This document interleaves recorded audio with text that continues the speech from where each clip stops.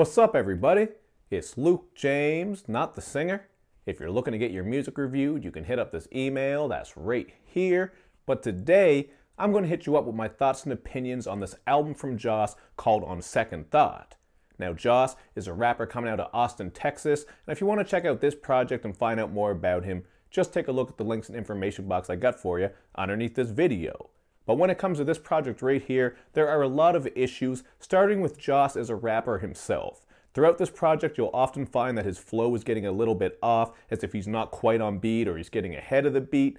And he does have a very weak mic delivery as well. I don't think he has a very strong vocal presence, and that's something that hurts him. He really just kind of sounds like an amateur on this project. So that's something that is going to improve with time. Just as he does this more, he will get better. But it really is a glaring issue, just the rapping on this right out of the gate. So even when it comes to the songwriting and the lyrics, Joss really needs a lot of work. For example, on Don't Play, he starts off by mimicking Kendrick Lamar. He's just saying that he's about to drop some hard shit, but nothing gets very hard here at all. The beat does have a bit of bang to it, but Joss comes through and his rapping, as I said, just isn't very strong, man. Very weak. You're going to hear those sloppy flows, that lackluster voice, and also some pretty cringy bars as well. He says that he's sick like influenza. He also says he's looking for a slut to bust a nut. There are just plenty of cliche lines all over this shit. Even on the song Trinity, he has a line where he tells people to shut up like Helen Keller. So you can see he's just having fun here. There is a bit of humor tied into some of these bars, but it's nothing overly funny or clever, so it does take away from the project a bit. On top of all that, some of this project is very derivative and also repetitive in spots. There's actually this big chunk in the middle where you're going to notice this, all the way from Time Will Heal through Fade Away. What I'm saying is that you're getting some of that SoundCloud type rap, you know what I mean? Just that aesthetic that's kind of gloomy, kind of hazy, some of those sad boy emo vibes. So this is a style that is so damn common, man. Like, everyone is doing this. Even when you do the style very well, it's hard to stick out and put out a great project. So when you do have these issues that I already mentioned at the start of the review, it does make this project kind of forgettable and not that good. So you are going to get some auto crooning on there. Some people are into that. That's a big wave these days. But when you're using that auto crooning, you do have to do some unique things with it in order to stick out. I would actually say on No to the Moon Interlude, he did sound good. I guess that wasn't too different, but he pulled it off nicely, and as far as tracks go, I would say that was the best one. And you are going to notice on this project that you're getting a lot of that sad content, where he is just speaking on depression, loneliness, troubles with relationships as well. All this shit is very common, not just in the genre, but within hip-hop as well. So to do this differently, like, that would make a huge difference, man. Just if he had something here that was unique, but he really doesn't have anything unique that makes him stand out from anybody else.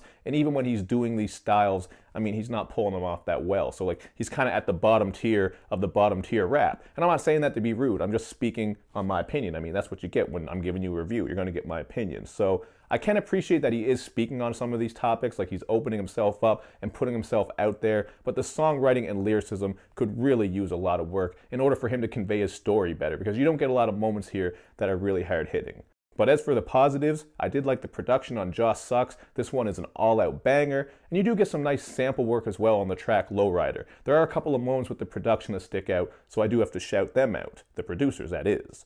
I also got to shout out Brianna Marin on Time Will Heal. She brought some great vocals, and she's a vocalist who pops up on a lot of projects I review, man. She's really big on the indie scene. I know she delivers some vocals for a lot of people. You pay her a price, she does it up. I've seen the website, but she has a great voice, so she's doing good whenever she's featured. And Marka on Coming For Me was great as well. I really like what he brought to that track because he had some nice vocals. But to come back to Lowrider right quick, there is a line on here where he says, "I'm a master debater, scratch that, I'm masturbator." Like, these are just some dad jokes, man, and I'm a dad, so I know a lot about dad jokes and cringy jokes. You probably heard them in my reviews, but it's glaring when it sticks out in rap music especially. So, you know, there are a lot of bad lines on this thing. Overall, this is just very unpolished. There are some decent beats. No to the Moon Interlude, very generic auto-croon track, but he pulled it off nicely, so I will say that's my favorite, although I don't think I'll come back to it. And I'm going to go with a 1.5 out of 5 here, man. There really just isn't a lot about this that's great. I mean, we just got Post Malone, who's doing a lot of this auto-croon type shit, and even his album dragged on forever and was very long. I didn't give that a very glowing review, so this wasn't that great to me. You can check it out for yourself. Maybe you like that sort of sad boy aesthetic. I kind of got some XXXTentacion vibes, you know, in some spots. Maybe a little bit of Lil Peep, just that SoundCloud shit. As I said, is very common, so he reminds me of some of these other SoundCloud artists.